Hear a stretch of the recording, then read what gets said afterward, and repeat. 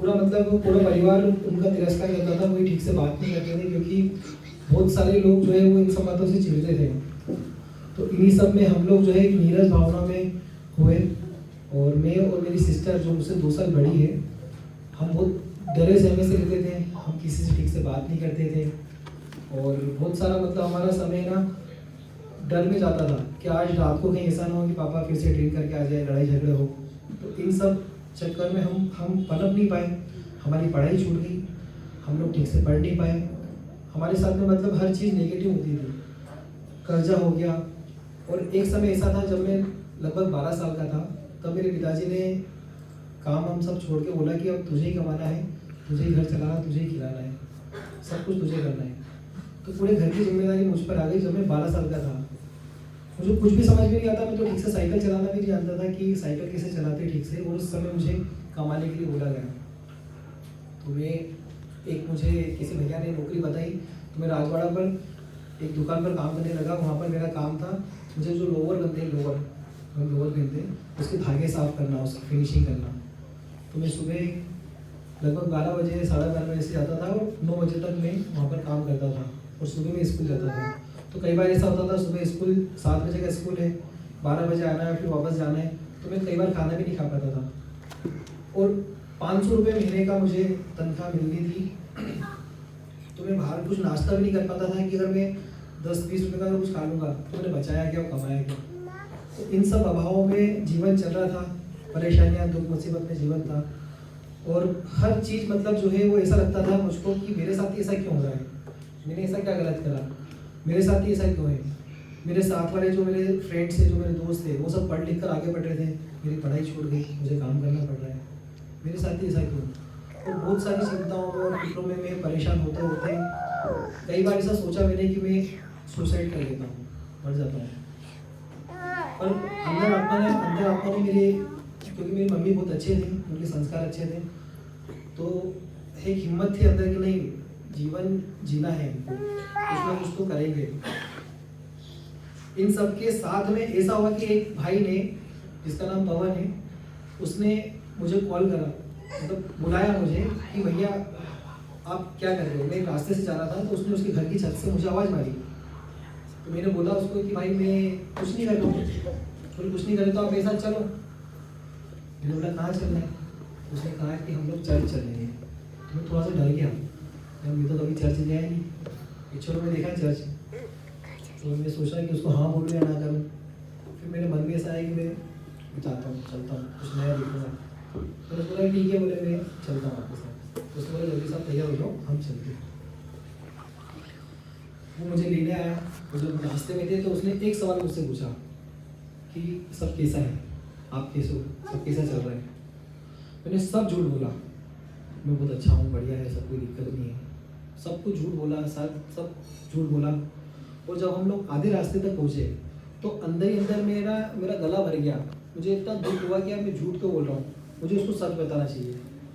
और मैं इतना अंदर से डरा सहमा था कि मैं कभी अपनी सच्चाई किसी को बताता नहीं था, क्योंकि अपन क्यों किसी को दुखी करें, अपन खुद दुखी है, अपन किसी को दुखी क्यों करें।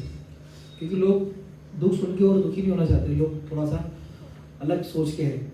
मैं ऐसा सोचता था कि अपन किसी को अपने दुख से दुखी नहीं करें, पर मेरे मन में ऐसा आया कि नहीं, मुझे बताना चाहिए।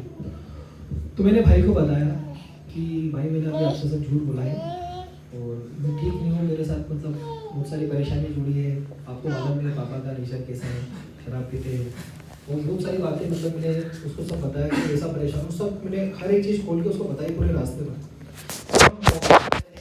चर्च के रास्ते में, चर्च के गेट के पास में, उसने एक ही चीज़ मुझे बोली, अभी हम जहाँ जा रहे हैं वहाँ पर जिंदा परमेश्वर रहता है, वो आपकी सारी परेशानियों को दूर कर सकता है, आपकी हर एक मुसीबत को दूर कर सकता है, आपकी जितनी भी आपने मुझे समस्या बताई उन सब से वो आपको निकाल सकता है।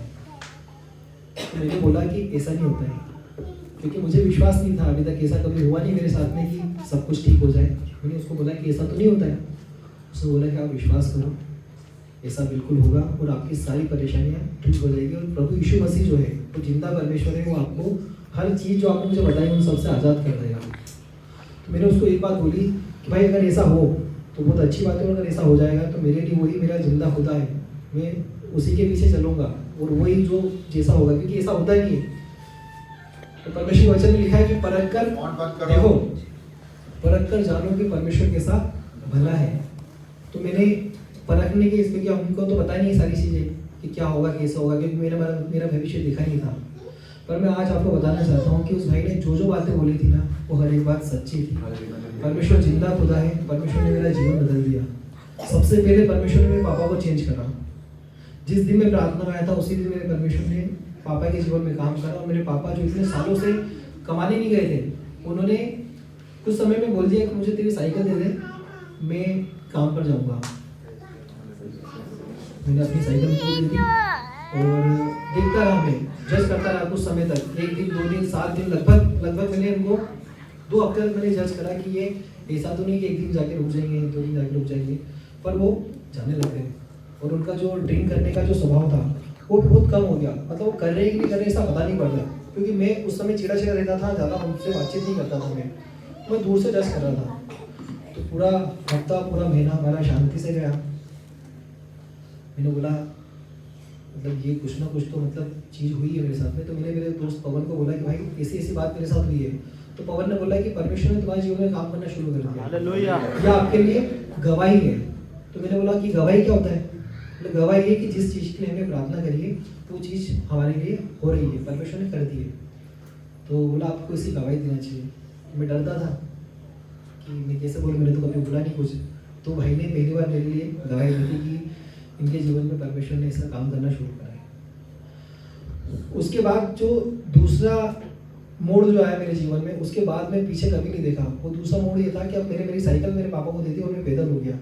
मैं ऑफिस जाता था, एक ऑफिस में काम करता था मैं, तो गीता भवन पे मेरा ऑफिस था।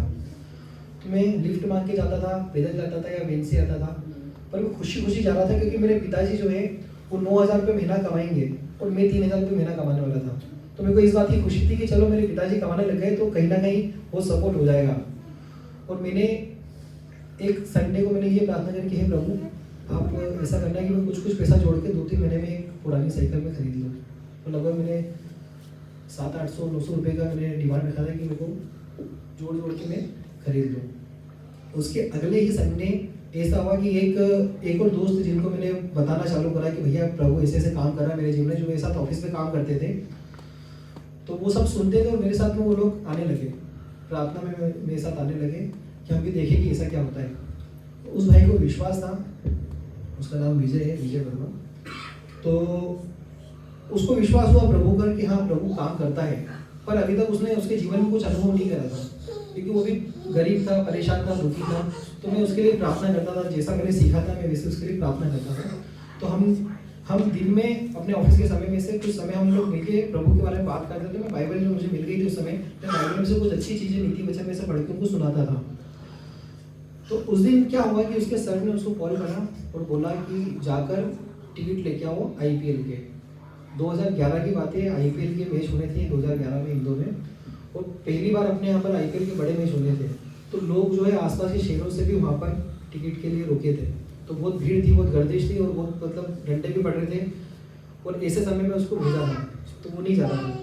तो मैंने उसको प्यार से बोला कि भाई देखो, अगर हमारे अधिकारी हमको कुछ बोले ना तो हमको जाना चाहिए, मानना चाहिए, ऐसा बोले। समझा के उसको मैंने भेजा कि तुम जाके आ जाओ, फिर हम बात सुनेंगे, फिर मैं बताऊँगा कि क्या उसमें लिखा है बाइबल में और क्या मैंने सुना सीखा। तो मेरी बात मान के वो चले गया। वो 4 घंटे बाद में वापस आया। 4 घंटे बाद में जब वो वापस आया तो इतना ज़्यादा घबराते हुए आया कि वो सीढ़ियों से भागते हुए आया और उसकी सांस इतनी फूल रही थी कि उसको 10 मिनट लग गए शांत होने में। 10 मिनट तक हम उसको हवा करते रहे कि भाई क्या हो गया बता। हो सकता है कि उसको डंडे मारे हो सकता है उसके साथ कुछ और हो गया, उसका कुछ नुकसान हो गया। वो एक ही चीज़ बोला, अरे भाई भैया हेलो, ऐसे कर रहा है वो। 10 मिनट बाद में उसको जब शांति आई तो मैंने बोला भाई क्या हुआ? तो उसने एक ही बात बोली, बोले प्रभु बहुत महान है। मैंने प्रभु का धन्यवाद बोला, भाई प्रभु तो महान है, आपको पता है भाई क्या हुआ आपके साथ? तो उसने उसका बैग खोला और बैग में से ऐसे टिकट की गड्डियाँ, इतना बड़ा टिकट आता है, टिकट की गड्डियाँ उसने ऐसे निकाल के रख दी। तो मैंने बोला तो टिकट है, तो लेने जाने आप? बोला हाँ। बोला आप उसको गिनो। तो 1000 रुपये वाले 30 टिकट थे उसमें। तो मैंने हाँ ये 30 टिकट है। तो उसने बोला कि बोले मेरे सर ने मेरे को 10 टिकट लेने भेजा था, ये 30 टिकट आए मेरे पास। मैंने कैसे? बोले मेरे को नहीं पता, मैंने तो उनको पैसा दिया, उन्होंने मेरे को टिकट दिया और भीड़ ने मेरे को बाहर कर दिया। बहुत भीड़ थी उस समय पे। और बोले मेरे को कुछ भी नहीं पता, मैं तो बस पर्चा दिया, उन्होंने मेरे को टिकट दिया, मेरे को भीड़ ने बाहर कर दिया, बोला आओगे दोबारा जाओ। बाहर आके मैंने देखा समझा, फिर पर्चा खोल के देखा तो उसमें लिखा था 10 टिकट। और वो गड्डी तो उसी समय तो बोले भैया मैं तो ऐसा भागता आया हूँ कि साइकिल कहाँ पड़ी मेरे को होश नहीं है, मैं तो सीधा आपके पास आया हूँ। तो मैंने बोला प्रभु का धन्यवाद हो, अच्छी बात है। तो उसने 10 टिकट तो मेरे सर को दे दिए, कुछ टिकट बेच दिए थे जिनको जरूरत थी, बहुत कम में बेच दिए उन्होंने, और बाकी जितने भी वो दोस्त लोग थे साथ वाले उनके, वो सब बेच दे के आ गए।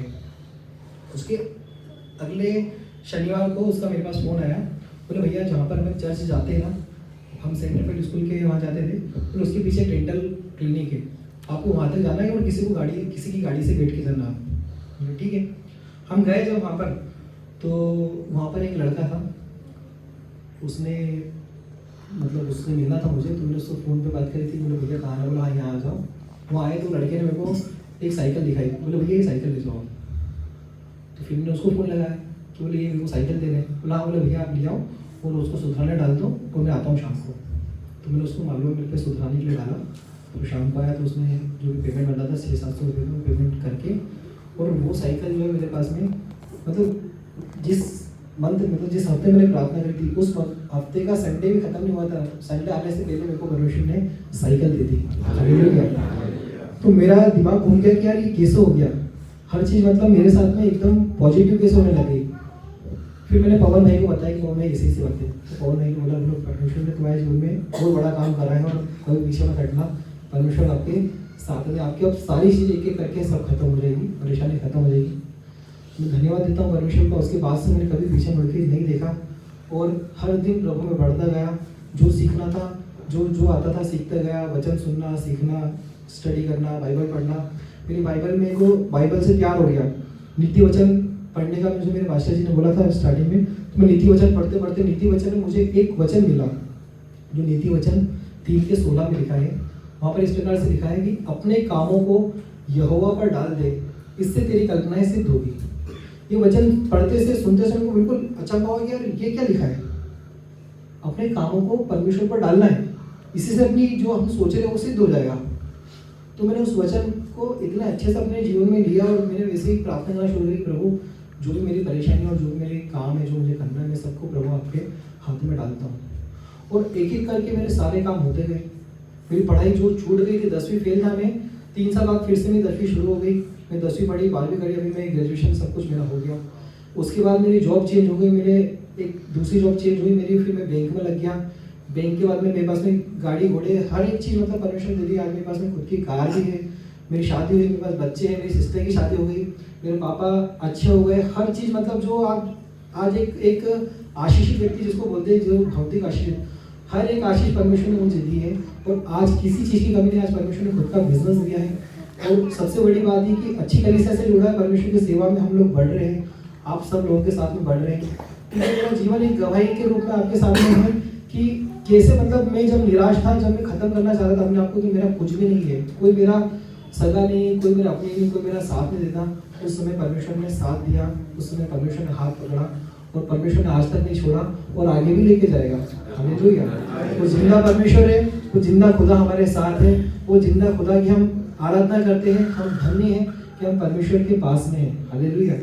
और जैसे मेरा जीवन प्रभु ने बचाया, वैसे और भी जीवन है जिनको आपकी गवाहियां बचा सकती है, जिनको आपका सुसमाचार बचा सकता है। हालेलुया।